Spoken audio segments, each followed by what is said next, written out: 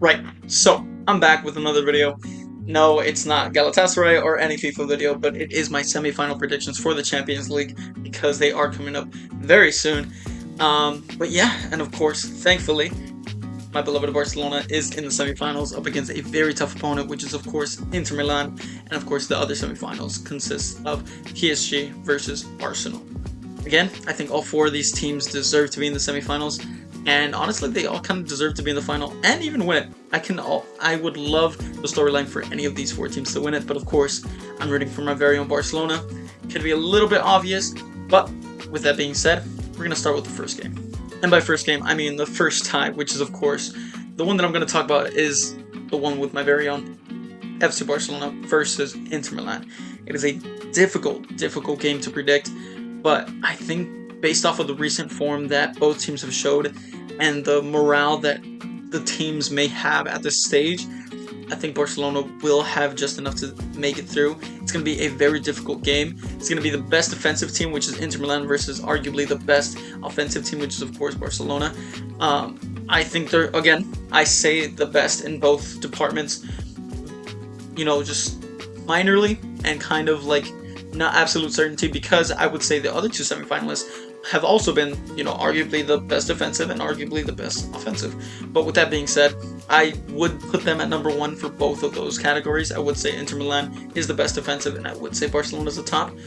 But doesn't mean that they're absolutely perfect in either department. I think Barcelona can be shaky at times with their offense, and same with Inter Milan's defense. I mean, we can just look at their game in the Coppa Italia that actually, unfortunately, they crashed out of up against their rivals, their city rivals, AC Milan. 3-0 victory for the Milan side. It must be devastating for them. It must have been so devastating that they actually lost their game after that in the league, which caused them to now be 3 points behind Napoli in the league table, which is unfortunate for them because I like Inter Milan. I would like for them to, you know, be on the road to a treble, but now they're out of the Coppa Italia.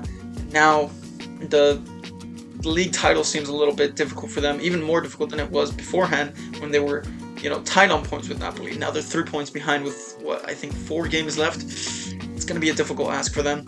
But now, are they going to focus more on the Champions League semifinals? Are they going to focus more on the Champions League? It could be difficult as we are facing them. And even regardless of all that, it still could be very difficult for us, and it will still be very difficult for Barcelona, but it will also be difficult for Inter Milan.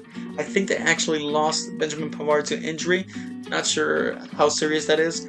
Wish him the best. And I did notice that there was no Bastoni on the field, or like in the starting 11, or even on the bench for the game up against Roma. Not entirely sure why. He could be injured. I don't think he is. He wasn't on the list of injuries that I saw, at least.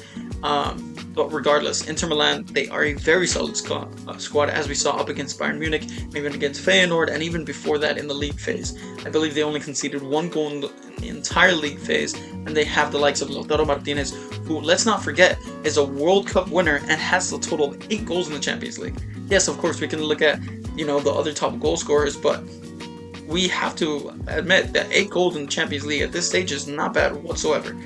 But regardless, they also have a great pairing alongside him with Marcus Thuram, who is also an excellent striker, and a very solid midfield of Hakan Çalhanoğlu and of course Nicolo Varela with a few others. But Nicolo Varela, who is up there, people may say that he's fighting it, you know, for the title of best midfielder in the world up against Pedri in this current stage.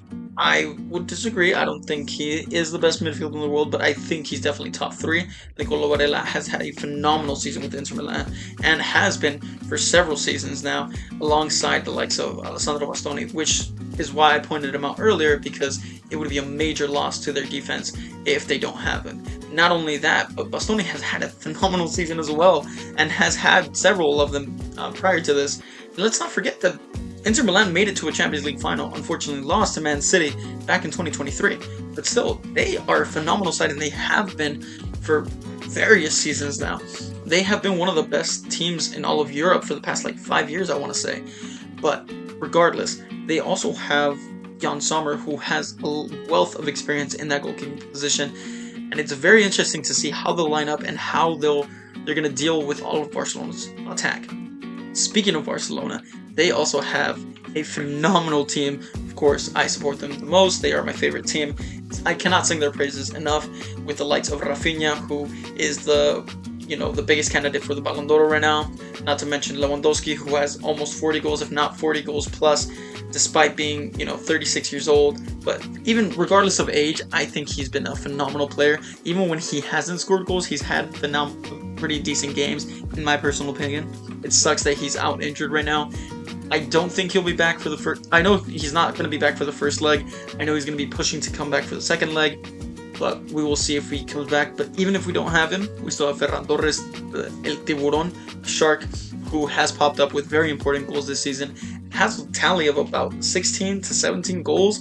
Phenomenal. He even scored up against Real Madrid in the Spanish Cup final just a few days ago, which is phenomenal. And the fact that the whole Barcelona team actually won their first trophy, well, of the treble that we're going to be talking about, because realistically it's actually a quadruple, because we did win the Spanish Super Cup over Real Madrid again. But anyways, Barcelona are on for a treble/quadruple, and they have already claimed the first trophy. Now they just need to focus on two more, which is the league table, or the league title, and the Champions League. We're talking about the Champions League, and of course, we also have to mention the youngster, Lamine Yamal. He's been phenomenal, chipping in with so many assists, well, pretty decent amount of goals, but not only that, the influence he has on the game, whether it's a pre-assist, whether it's beating a man or two, or just creating open space, or just giving a little bit of extra, vigor and just energy to this team.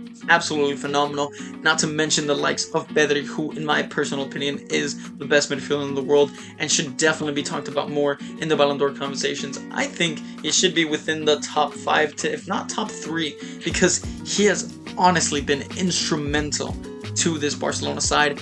Hansi Flick has turned him into an absolute demon, and he just reminds me a lot of other midfielders. He's like a beautiful blend of, Xavi, Iniesta, and even a little bit of Busquets at times, and a wealth of other ones, while still also making it his own. He owns that midfield alongside the likes of Frenkie de Jong, who has also had a resurgence in form and has performed to the levels that I've always wanted him to be at. I've always loved de Jong, and he's finally proving me right. And then, of course, our backline is phenomenal, especially with the incorporation of Szczesny, Beck, the wall, back, providing a little bit more security. And the backline, unfortunately, we are without Alejandro Valde. I'm not sure if he'll be back for the first leg. He might be back for the second, hopefully.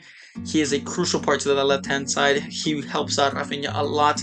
Not only that, but defensively, he covers a lot of ground, and even offensively, he covers that entire left flank, to be honest, which gives Rafinha a bit more space down the middle. With that being said, let's not forget to talk about Cubarsí, Íñigo Martínez, Koundé, and of course Ronald Araujo. Of course, not all 4 of them start at a time, but when they do play, they play phenomenally, especially about Cubarsí. Let's not forget that he is 18 years old, and he is doing this absolutely phenomenal. I could go on and on about this team.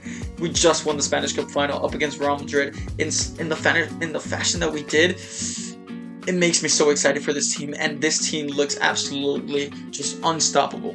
Barcelona is actually the only semifinal team to have won their last game. We'll talk about the other semifinalists when their game is up, but Inter Milan lost up against AC Milan and lost against Roma.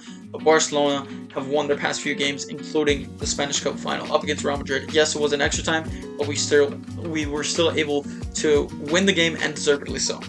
Not to mention the fact that the winning of the trophy will also bring so much more morale, and I think that will push us forward to win this tie up against Inter Milan. I am going to say that Barcelona win. In the first leg, it will be at the Montjuic, which is Barcelona's home stadium for this season. I will say it's going to be a 3-1 victory for Barcelona. It's going to be tough. It's going to be tight. I mean, our offense has to be on point. Our defense has been shaky at times, I cannot lie. Our high line sometimes has caused us some problems, but I don't know, I feel like Inter Milan's morale is just a little bit shot, especially after that Coppa Italia loss. I think they're not going to be up for it, at least not in the first game. I think the second game will be a lot tougher. And in that second game at Inter Milan's home stadium, I think it's going to be a draw. I think it's going to be a 2-2 draw. And I think overall it's going to be a 5-3 victory to Barcelona on aggregate. I could definitely see a lot more goals, but I could also see a little bit less goals. But I don't know. I think Barcelona just look basically unstoppable in this season. I don't think any team can really stop us. Not because they're not good enough, but more of just like the teamwork, the family feeling, the passion that they have for this team, and overall just the mentality that Barcelona have shown throughout this entire season. I mean, you think back to the Benfica game, to this game in the Spanish Cup final, or even the game up against Celta. They did not drop their heads. They just kept going and going and going and going. And I cannot be prouder of this team. And I'm so glad to be a Barcelona fan. But regardless, I'm going to be tuning into both games. Hopefully we can get the win. Maybe I'm right with my predictions. But best of luck to both teams. I respect Inter Milan a lot. I respect their team. And I hope they give us a really good fight. And, you know, may the best team win. Moving on to PSG versus Arsenal, though. It is another big game. It's going to be so tough. I believe the first game is at the Emirates. It's Arsenal's home stadium. So it's going to be in England. But PSG lost their last game. That's their very first loss in the league this entire season. They were on the route to be an undefeated team in the French league, which has never been done before, but they lost to Nice. And you can't say that it wasn't you can't say that it wasn't deserved, but you also can't say that it wasn't like, oh, it was their C team. No, a lot of starters were there. Kvaratskhelia, Dembele, I forgot who else. I think Vitinha. I'm not sure if Vitinha started, but I believe he did play. But regardless, I watched the highlights of the game, and it was a lot. It was a lot. PSG were actually pretty decent in that game. They just wasted a lot of chances, and the goalkeeper for Nice was honestly up for it. Absolutely up for it. And they scored some pretty good goals, Nice did. And PSG just, I don't know, they were solid. It's just that they they made a few defensive mistakes that led to chances and led to goals, and even conceded a header goal. And I point that out because Arsenal have been a set-piece machine. I mean, of course, Declan Rice with the 2 free kick goals up against Real Madrid in the first leg. But not only that, they've scored a lot of headers. Of course, their main outlet being Gabriel, who is out injured. I'm not sure if he comes back for these 2 games quite yet, or if he's out for the rest of the season. But even so, I can definitely see another player like a Declan Rice or even a Mikel Merino getting on the end of a cross or a corner or even a free kick and, you know, heading it home up against PSG. They have conceded a lot of header goals, at least from what I've seen. But regardless, both teams are very solid. I think both of them definitely deserve to be in the final and definitely deserve to win it. But, of course, I wouldn't like to see it. I'm a Barcelona fan. But, regardless, PSG, they did lose their last game, but they have been phenomenal this entire time, especially in 2025, with the likes of Ousmane Dembele even having a shout for the Ballon d'Or. To be fair, he's had a phenomenal season. I cannot say anything badly about him, and I shouldn't, despite him. The way he left Barcelona was, you know, it's a better topic for another day. But he has been phenomenal for PSG this season, especially in 2025. So many goal contributions. He's just tearing up that right-hand flank, and even sometimes playing at striker. And not to mention the likes of Desiree Doué, that goal he scored in the first leg up against Aston Villa, phenomenal. But you do have to say, when you look at that tie up against Aston Villa, there was a few moments of doubt there. I mean, I thought Aston Villa could actually make the comeback there. And they probably could have and probably should have, if not for the likes of Donnarumma, who have bailed them out several times. I mean, up against Liverpool and even up against Aston Villa. Donnarumma has bailed this team out time and time again. But their offense has been elite. The likes of Kvaratskhelia and Barcola, who I haven't even talked about quite yet. But they are phenomenal wingers and overall just phenomenal players who link so well with the midfield that is also has so much talent with the likes of Vitinha and João Neves, and such a phenomenal team. And of course, we can't forget about their fullbacks, Nuno Mendes and Achraf Hakimi. And they are arguably the best fullback pairing in all of Europe this season, and you never know. PSG are a very solid side. But Arsenal, are also a very solid side. Let's not forget, they defeated and knocked out the current reigning champions. Not only that, it's Real Madrid, and you can't count that out. Real Madrid, they were knocked out by this Arsenal team. Real Madrid have yet to beat Arsenal at all. Everybody thought, including myself, thought that, Arsenal would have that could have been the end for Arsenal. But no, they actually drew their last game up against Crystal Palace in the league. But with that being said, the last game they played was on Wednesday, which means they have 6 days, almost a full week to rest. PSG, they played on Friday, so they do have 2 less days to rest. Will that make too much of an impact? I think it might for the first leg, but before I say anything about the first leg, I should talk about a little bit more about Arsenal, because they have been phenomenal this season. Like I said, they did beat They did beat Real Madrid, and convincingly so. Declan Rice has been phenomenal, arguably one of the best midfielders, if not the best midfielder. Like I said, I'd give it to Pedri, but Declan Rice is definitely top 3. I think it's Pedri, Barella, and Declan Rice. I think they're up. I think Declan Rice and Barella are fighting for the second spot. But anyways, Declan Rice, man of the match in both legs against Real Madrid. Yes, it's not the strongest of Real Madrid teams. But regardless, you go to Santiago Bernabeu and grab a win, despite the fact that they still score a goal. And not only that, you won 3-0, and everybody's talking about remontada, comeback. But no, Arsenal just decided to keep playing how they've been playing. Mikel Arteta got it all right, and they won yet again. They won 5-1 on aggregate. Phenomenal for Arsenal. They were the most convincing team in the quarterfinals, if I do have to say so myself. Barcelona struggled. They won 4-0, but then lost against Dortmund in the second leg. PSG, yes, they won the first leg 3-1, then made it very difficult when they lost 3-2 to Aston Villa. Cut it very close, very, very close. And then, of course, Inter Milan versus Bayern, arguably the closest tie yet. That finished, I think 4-3 on aggregate, where Inter Milan won 2-1 and then 2-2. They drew in the last one, and a lot of debates there. But Arsenal, convincing, 4 goals between the two sides. That was the gap. 5-1, phenomenal from this side. Not to mention Bukayo Saka being a player that everybody knows he is, and trying to show the world that he is one of the best, if not the best, right winger in the world. Of course, there's Mo Salah and Lamine Yamal to compete against, but he's definitely up there and definitely top 3. And of course, Miles Lewis-Skelly, Ethan Nwaneri, and even Gabriel Martinelli.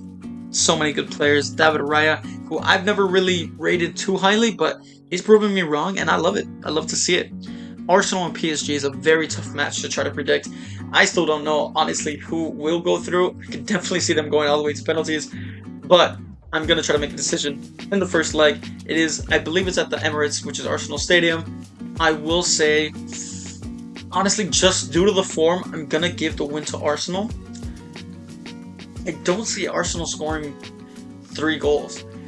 I'm not saying that they can't, I just don't see it happening. But I'm still going to say that they do win. I'm going to say 3-2. 3-2 victory to Arsenal, because more of the fact that I kind of see PSG scoring 2 goals up against Arsenal in this leg. I don't know why. I see it, kind of envision it. But I definitely, for some reason, I see a header goal going in. I think could be Merino, maybe Declan Rice. Don't quote me on that. It's just a prediction. I don't know if it's in the first leg or the second leg, but I do see a header goal from Arsenal going in. Because honestly, PSG's team is a little short. I'm not saying that's a bad thing. I mean, I'm a short king myself, but regardless. Anyways, that was just like a mini prediction. In the second leg, I kind of think PSG can actually claw it back and win either 3-1 or 4-2. Let's not forget, these are also arguably the second, if not the first, best defensive and second or first best offensive team. PSG have a very solid offense with the likes of the players that I mentioned, Dembele, Kvaratskhelia, and Desiree Doué, and Barcola. But let's also not forget about Arsenal's defense, who arguably have been the best, if not second best, only to Inter Milan, which is, of course, another semi-finalist. But it's going to be a very, very tough match. No, yeah, with that being said, I'm going to say 3-1. 3-1 to PSG in the second leg. yeah, that's what I think. So it's gonna be, I think, 5-4 on aggregate, I believe. Yeah, 5-4 on aggregate to PSG. I think they'll complete the comeback. I think Luis Enrique will get to another final. It'll be PSG versus Barcelona in the final. That will be very interesting. Hopefully it'll be Barcelona up for the treble, PSG also up for the treble. We can see. Arsenal, this would be your only chance for a trophy this season now, but unfortunately I think semifinals will be the last stage for you. That's just my prediction. I could be completely wrong. Anyways, I feel like I've just droned on and on and on about all these teams. Hopefully you guys did enjoy. And if I knocked your favorite team out, I'm so sorry. I do respect all of these teams. I think they all have a chance of winning the entire tournament, to be honest. But regardless, I think it'd be a very nice storyline to have Luis Enrique face his former team, Hansi Flick going up for his second treble of his entire managerial career, PSG going for their first Champions League and a treble to boot. I think it'd just be a nice storyline. Not to mention, of course, Arsenal. I mean, Arsenal and Inter Milan would also be nice storylines regardless as well. But with that being said, I'm going to leave it off here. Hopefully you guys enjoyed. If you did, please do like and subscribe. I'll catch you guys in the next one. Lates.